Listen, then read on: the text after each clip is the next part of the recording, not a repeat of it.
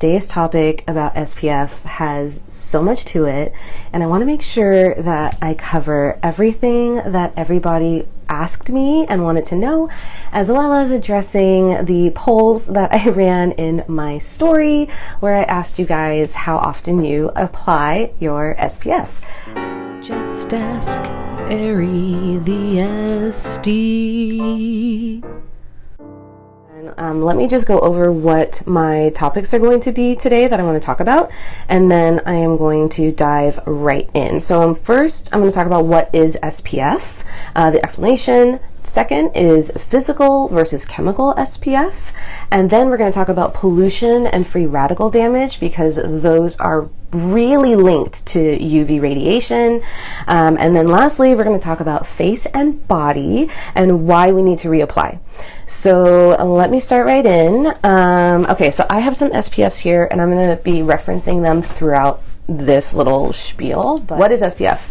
SPF is a measure of solar energy. So you're thinking UV radiation coming from the sun that is required to produce sunburn on protected skin.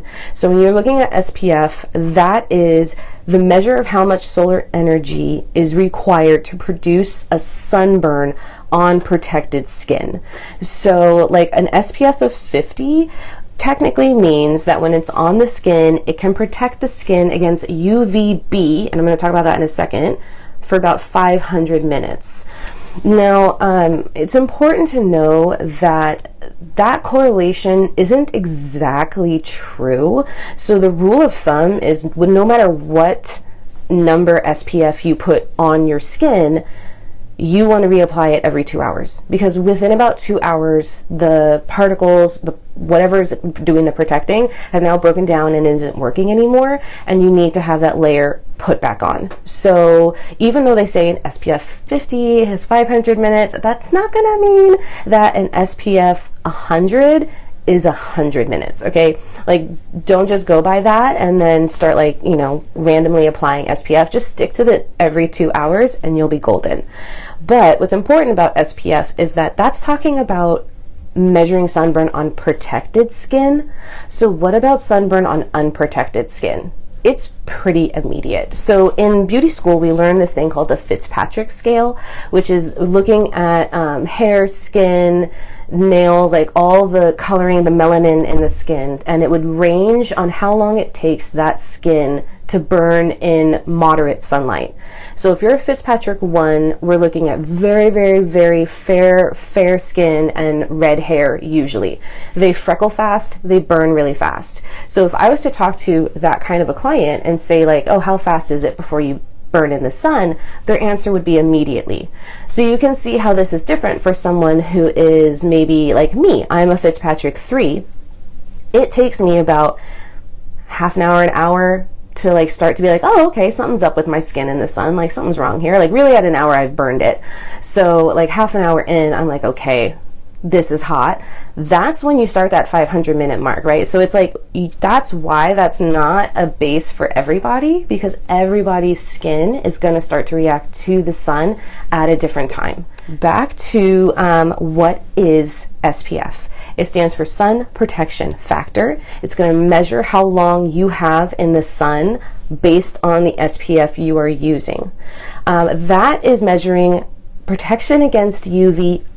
So I said there's two types of, or maybe not said this, but there's two types of UV radiation we talk about here on planet Earth. There's a third type, but because of our ozone, thank you ozone, it doesn't reach our planet. So UVB, the easiest way to remember these is UVB is the burning rays. So they're what's burning your skin. That's why this is measuring sunburn.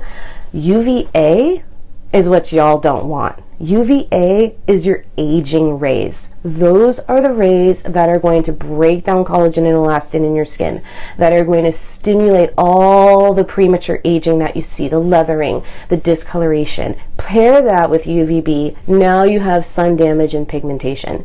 So aging is also boosted by UV radiation, and your SPF if it's only a UVB protection, it's not protecting you against the aging rays. So how do you do that? We're going to get into that in a second when I talk about pollution and free radical damage, but I wanted to make that clear distinction that UVB is your burning rays, UVA is your aging rays. SPF typically is covering UVB unless it says broad spectrum. No, oh, the third one, if anyone is curious, is called UVC, and it's actually like, it would kill us all. If it made it to this planet, we would just cook and die. So thank you, ozone. Let's be good to our planet. So number 2 is, and we're going to also talk about reef safety as well. So physical and chemical SPF. Now, someone had asked on a post that I was doing, I think it was like yesterday or 2 days ago, about what is mineral SPF. So mineral SPF is physical SPF because it is literally made from minerals from the planet. It is titanium dioxide and zinc oxide. They are minerals, they are here, they are solid. The way that they work is a physical SPF or a mineral SPF is going to physically block the sun from getting onto your skin. So think of like the surfer in California with the white zinc on their nose. It's white because it won't rub in. It's a solid. So the way that skincare companies have been able to work through that problem of physical SPFs being very chalky, and I'm going to show you an example. This is one of my other favorite physical SPFs. This is what I use in the treatment room. I use this straight on skin after a chemical peel. It is amazing. This one though is made up of, so it is there's a period there. It's 13.5% zinc oxide. So it is a UVA, UVB broad spectrum SPF. However, so I am going to put both of these on. So this one is another physical SPF. This is called Solar Shield SPF 30, and this one is 21% zinc oxide. And I am going to put that one right there. Okay, so on the bottom we have the 13.5% physical SPF, and on the top we have the 21%. These are two different product lines and they're formulated to be used differently, and I'm going to show you that. So this one is zinc. When you go to rub this in,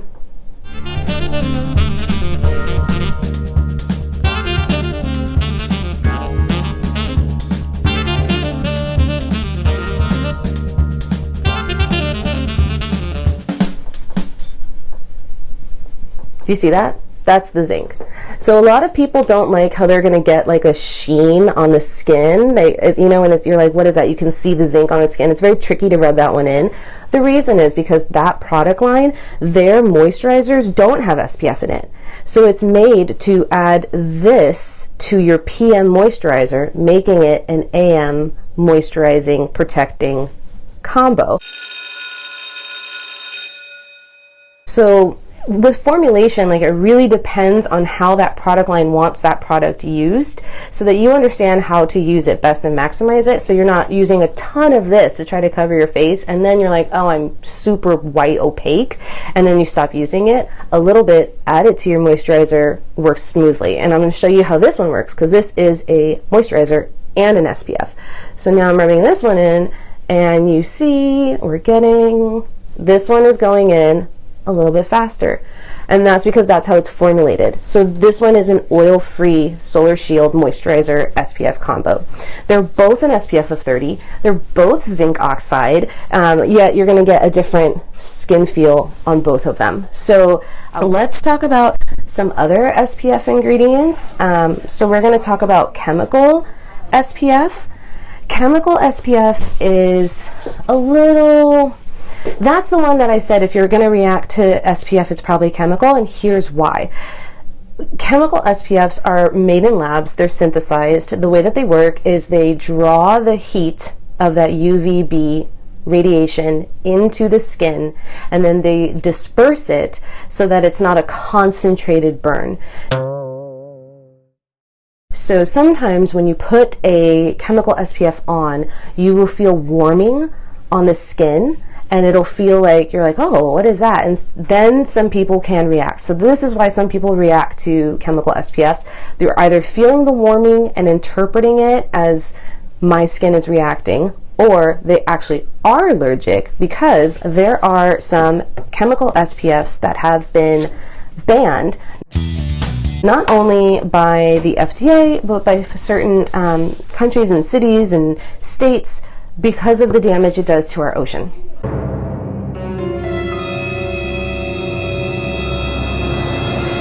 So these are the 3 chemical SPFs that are not reef safe. They bleach the reef, and also they will cause a reaction in the skin, so they're not always super skin safe. They are oxybenzone, octinoxate, and octocrylene. If you see anything that sounds like that on an ingredient list, that is a chemical SPF. And it is, remember, it's drawing the heat in and dispersing the heat, as opposed to physically blocking it. So as estheticians, we love physical SPF because it has so many more benefits than just blocking UV radiation, which leads me to part 2 of this, pollution and free radical damage. So I looked this up, and this is crazy. I just wanted to share this with you guys. This is from, I didn't write it down, but it was a scholarly journal of one of those dermatology, labs that does studies, and they put it out there, and then you can find it online. So it says, the effects of clouds and air pollution on UV radiation are higher than just solar radiation. So because we have pollution in our atmosphere, that is actually like maximizing the damage of our UV radiation. Now this is very important for my clients out there who are working on anti-aging, pigmentation, and sun damage.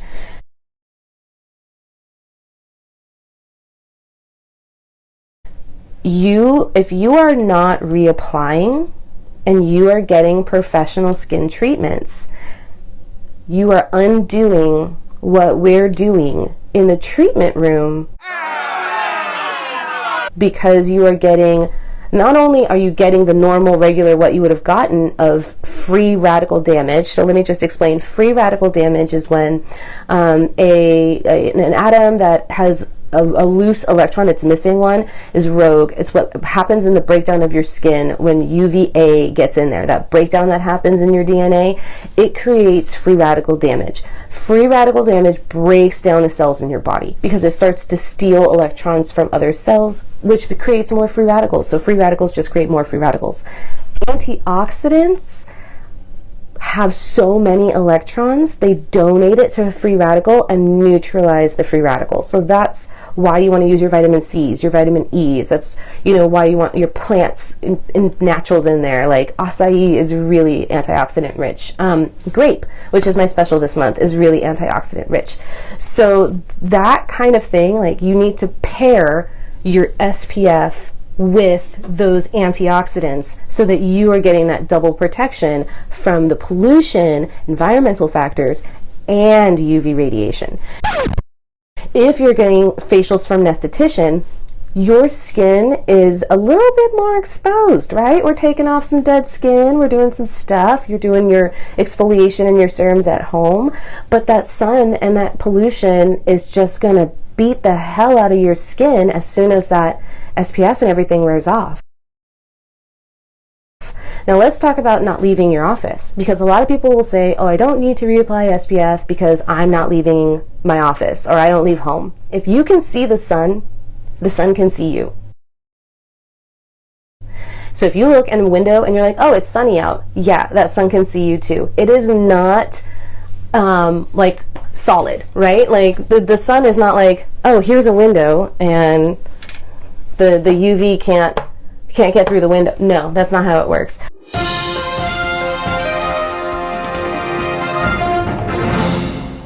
UV radiation can travel, it can penetrate through windows, especially terrible through windows. So if you drive a lot, please make sure that you are definitely protecting the side that you're driving on. We also have something called high energy visible light. And so let me get my other notes.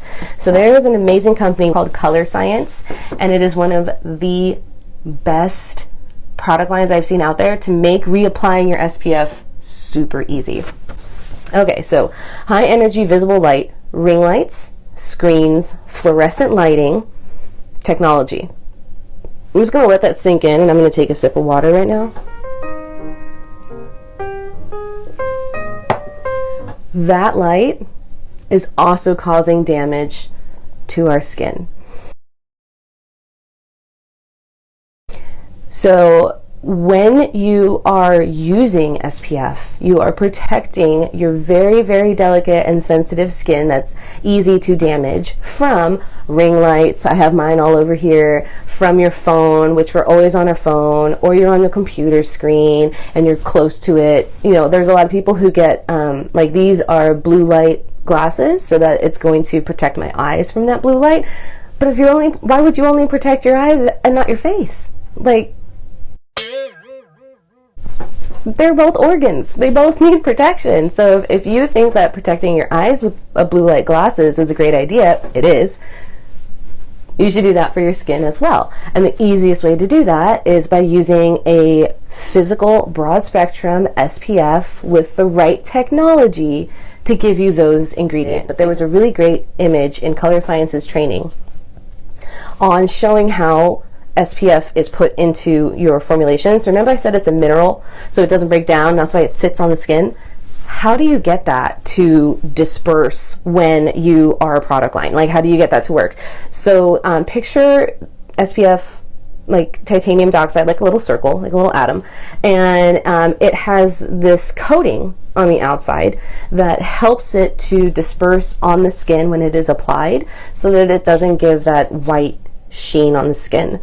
So that coating, sometimes it's made, you know, with not the greatest technology. It still works, but it has gaps in it, and those gaps can let free radicals in, and they can let damage break down your product.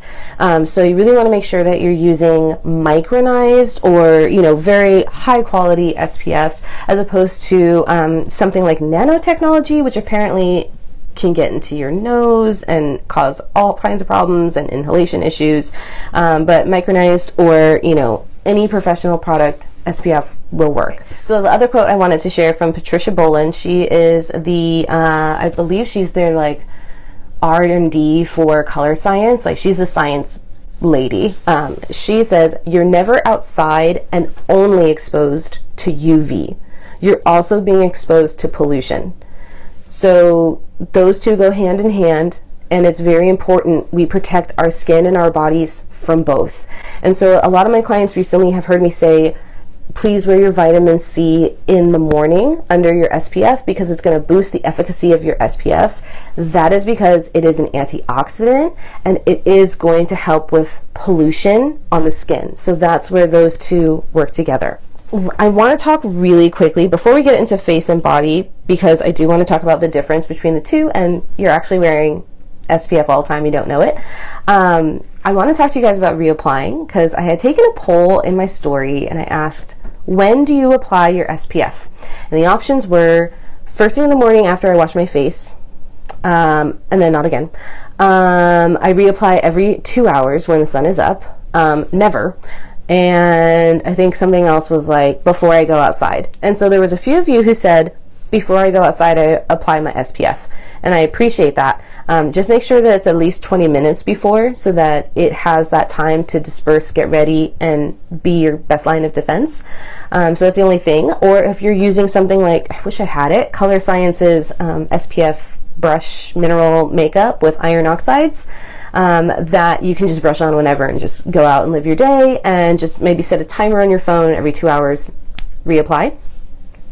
To the people who said, I only apply SPF in the morning,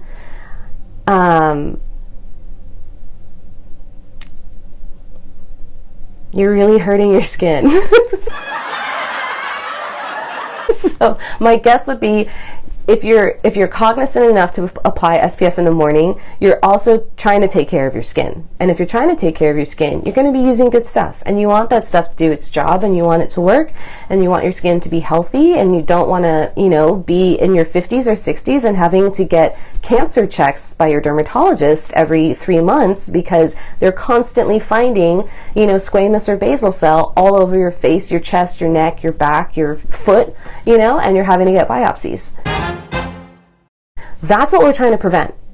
I'm not talking about like, oh, you're going to be so beautiful and you're going to be ageless with no wrinkles. This is about like safety of your life. Like, we are getting assaulted by UV radiation every day, and I cannot tell you how many people I know who later in life are constantly getting checked for cancer, and it is scary. It's difficult. If you've ever had to use a topical chemo cream for skin cancer, it is painful. You have to hide from the sun. Your skin peels. It's wild. And if we could prevent that, like, why wouldn't you want to do that? So if you're going to use like really good products morning and night, but you're not going to protect your skin throughout the day, you're kind of like preparing the skin in the worst way for a battle. It's like sending out your best line of defense with no armor, no weapons, and no map, and being like, good luck, don't get cancer. But it's, that's what's happening here is we are getting these pollutants, we're getting these topical, toxins that are breaking down our skin cells and speeding up aging. So, the benefit is not only will you age more gracefully, you will still age, but it'll be graceful and beautiful, but you have a higher likelihood of protecting yourself from future face biopsies and topical chemo creams. So that's really what we're talking about here, is health and safety. It's not so much about like, I don't want you to look at SPF and think this is annoying. Like, oh my gosh, I have to apply this every 2 hours. Please don't carry your SPF, like don't leave it in your bag, and don't leave it in your car, because heat will break it down too. And also heat is also a stimulant for melasma. So we don't want to put a chemical SPF on a person who is experiencing melasma. So if you are experiencing melasma and you know what that is and you're working on it, please only use a physical SPF. So in my bag, because you don't want to put your SPF in your purse and then forget about it, and then it like goes through all kinds of temperature changes. I have a little pot that's like, like for, like product, or like a craft, you can get at a craft store. And what I do is before I leave home, I put a few pumps of my SPF, whatever I'm wearing, in there. And then every 2 hours, I just apply. And you want to make sure that you apply it to your face, to your ears, to your under neck, to your throat, and to the back of your neck. Okay, hats are golden, so you can just put a hat on when you're walking under the sun. But the reason you want to do that is because if you only put your face with SPF, like, you're going to forget about your ears. Now they're going to get cancer and you're going to get chunks of your ear taken out. It's like, just protect the whole thing. Body. Here's why you don't really have to reapply SPF to your body, except for exposed skin. I looked this up. Clothes have an average SPF, a UV protection factor, of 5 to 10. Right? 3 when wet. So we naturally, without even knowing it, like, put SPF on when we wear clothes. So clothes are a form of protection of your body skin from the outside environment. But it's very important to note that it's not like the protection. So you still need to apply body SPF. So definitely, like, check your ingredients. I think Native, I found it, I was at CVS and I was looking at all their SPFs that they retail, and the only ones, there was 2 that I liked. Native was one because it was a pure physical SPF and I really like the ingredients. And then the other one, I have a picture of it and I'll have to post it in my story. But if there's a little plus sign next to the SPF, that's actually an indicator that it has been approved by the American Skin Cancer Society. That's what you're looking for, is like, this is letting you know, like, this is approved to protect your skin, because that's all we're talking about here, is protection of your beautiful skin. So you want to apply SPF under your clothes. Your clothes are going to help you. They're going to be a buffer from pollution as well. This is why our body doesn't age the same as our face and our hands do, and our neck.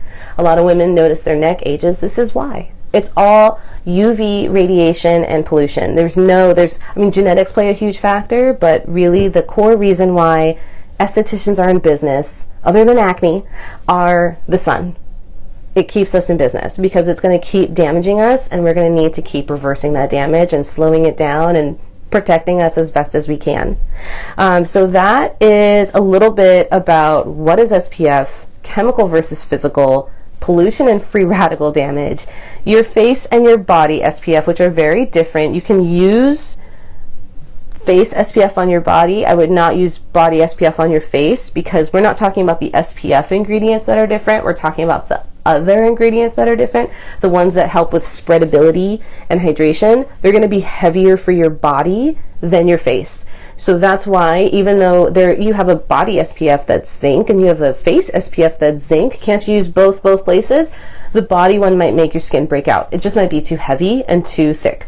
So always keep body on body and face on face, neck, under chin, ears, and back of the neck. Shine, like one thing they say is if you're wearing a mineral SPF and you're on a camera or you take a picture, it will actually make the flash brighter because that mineral is going to reflect the light of your camera. So that's something to keep in mind, especially with makeup, if you're looking into makeup. And mineral makeup is great for the skin. But I think it's interesting that it says a physical sunblock, UVA, UVB, HEV. So they're right on there. Right there. So that we're able to know we're getting UVA, the aging rays protection, we're getting UVB, the burning ray protection, and HEV, that high energy visible light from our ring lights, our phones, our computers. And then lastly, I wanted to talk about your lips, because we don't put SPF on our mouth, right? I don't apply my SPF to my lips. So we have a lip balm, and this is from SkinScript, and this has an SPF of 15? I think this is an SPF of 15 that's on it. It's super easy. So who doesn't love a good chapstick? You just protect your lips and then you're good all day. If you've ever seen like really dry, cracked lips, and altitude will definitely increase your UV radiation. Or if you live in a low altitude area but you're by the ocean, that is going to maximize it. So definitely protect your lips as well, so your face isn't all beautiful and ageless and then your lips are starting to break down and you'll notice spots and discoloration as well. So I made it in 30 minutes. That was fast and sweet. I hope that answers all the questions I got about SPF, but please, if you have any questions, drop them in the comments. I will answer them. And I wrote an entire blog on SPF. I have a whole series on, summer skincare. So let me know what you want to know and if I answered everything or if I just left you with more questions. So please wear your SPF. It's just about time for me to reapply at about 10:45. I will be reapplying. So let that be your reminder. And I still have to get to work and see my clients who are all going to reapply their SPF from here on out. So thank you guys, and I'll see you next time. Just ask Ari the SD. Hey, thanks for watching. I hope you liked that video. Don't forget to hit the like button and subscribe to be on top of when I drop more of these skincare knowledge videos.